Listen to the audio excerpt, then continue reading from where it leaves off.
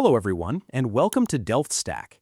If your Android mobile hotspot is not working, dropping connections, or showing that connected devices have no internet access, it usually means strict power restrictions or incompatible frequency bands are actively blocking the cellular signal.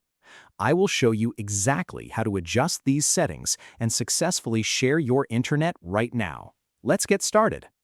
First, the most common reason devices fail to connect to your hotspot is because newer Android phones default to broadcasting a 5 GHz signal that older laptops and tablets simply cannot see.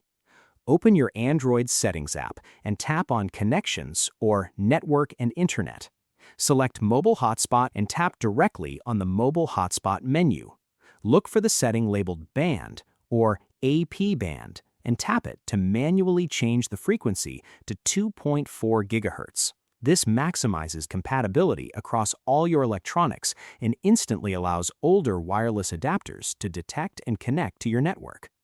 Next, if your hotspot turns on but immediately drops the connection, your phone's deep battery optimization is likely killing the background tethering service. Go back to your main settings menu and tap on Battery. Ensure that Power Saving Mode or Battery Saver is turned completely off. Then, return to your network and internet settings and find the Data Saver option.